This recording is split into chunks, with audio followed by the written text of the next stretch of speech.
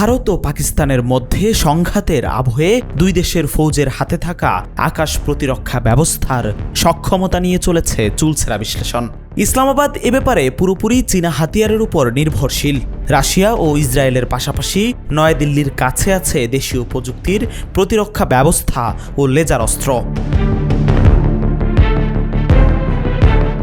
পহেলগাঁও গণহত্যার বদলার দায়িত্ব পুরোপুরি তিন বাহিনীর সেনাদের উপর ছেড়েছেন প্রধানমন্ত্রী নরেন্দ্র মোদী। ভারতীয় ফৌজ প্রত্যাঘাতের সবুজ সংকেত পেতেই যুদ্ধের আতঙ্কে বাড়ছে পুরো বিশ্বে।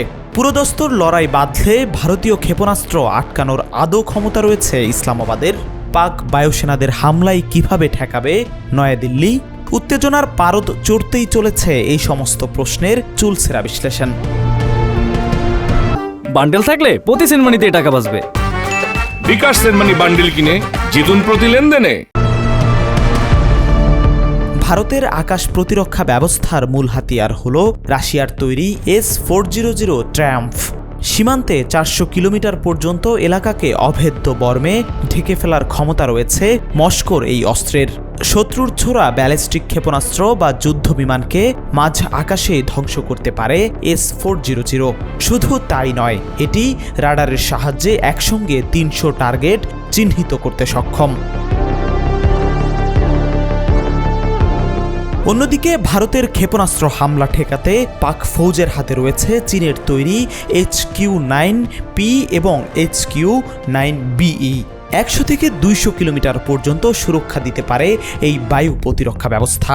বেইজিংয়ের এই হাতিয়ারেও রয়েছে AESA রাডার। পাশাপাশি S-400 এর মতো এতেও 14 ম্যাক গতির ক্ষেপণাস্ত্র রয়েছে, যা দিয়ে মাঝ আকাশে লড়াকু জেট বা ক্ষেপণাস্ত্রকে ধ্বংস করা সম্ভব। ভারত রুশ যৌথ উদ্যোগে তৈরি ব্রঙ্কস সুপারসোনিক ক্রুজ ক্ষেপণাস্ত্রকে আটকাতে চীনের LY-80 ও LY-80E নামের আকাশ প্রতিরক্ষা ব্যবস্থার উপর ভরসা রেখেছেন রাওয়ালপিন্ডির সেনাকর্তারা। পাক বিমান বাহিনীর বহরে রয়েছে মূলত দুটি লড়াকু জেট। সেগুলো হলো যুক্তরাষ্ট্রের তৈরি F-16 এবং চীনের JF-17। এর মধ্যে আমেরিকার যুদ্ধ বিমানটি ভারতের বিরুদ্ধে ব্যবহার করতে পারবে না ইসলামাবাদ। আক্রমণ ঠেকানোর জন্য এই লড়াকু জেট উড়ানোর অধিকার রয়েছে রাওয়ালপিন্ডির সেনা অফিসারদের। ফলে যুদ্ধ বাঁধলে চীনের JF-17 উপর পুরোপুরি ভরসা করতে হবে পাক বিমান বাহিনীকে। সীমান্তে 15 থেকে 35 কিলোমিটার এলাকার নিরাপত্তা নিশ্চিত করতে ইসরায়েলি স্পাইডার নামের হাতিয়ার ব্যবহার করে ভারতীয় সেনা। এতে রয়েছে পাইথন 5 এবং ডার্বি ক্ষেপণাস্ত্র। পহেলগাঁওয়ে জঙ্গি হামলার পর থেকে ভারত রুদ্ররূপ ধরতেই বিষয়টি নিয়ে সুর চড়াচ্ছে পাকিস্তানের রাজনৈতিক নেতৃত্ব।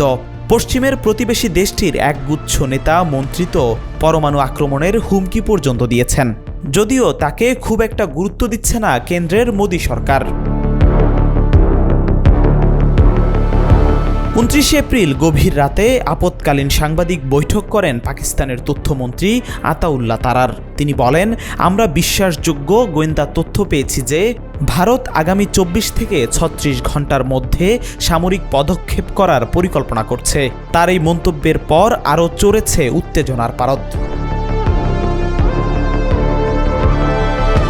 এদিকে ভারতের বিদেশমন্ত্রী S জয়শঙ্কর এবং পাক প্রধানমন্ত্রী শাহবাজ শরীফের সঙ্গে কথা বলেছেন রাষ্ট্রপুঞ্জের মহাসচিব অ্যান্তনিও গুতেরেস। পহেলগাঁওয়ে জঙ্গি হামলার নিন্দা জানানোয় সমাজ মাধ্যমে তাকে ধন্যবাদ জানিয়েছেন জয়শঙ্কর। অন্যদিকে ভারতের অভিযোগকে ভিত্তিহীন বলে দাবি করে গুতেরেসের কাছে নয়াদিল্লির নামে নালিশ ঠুকেছেন শাহবাজ। এহেন সংঘাতের আবহে যুদ্ধের উস্কানি কিন্তু সমানে দিয়ে চলেছে ইসলামাবাদ। জম্মু ও কাশ্মীরে নিয়ন্ত্রণ রেখার কাছে সংঘর্ষ বিরতি লঙ্ঘন অব্যাহত রেখেছে পাক সেনা। পহেলগাঁও কাণ্ডের পর টানা 6 দিন সেখানে গুলিবর্ষণ করেছে তারা। পাল্টা জবাব দিচ্ছে ভারতীয় ফৌজ। এই পরিস্থিতি পুরোদস্তুর লড়াইয়ে বদলে যাওয়ার আশঙ্কা করছেন প্রতিরক্ষা বিশ্লেষকরা।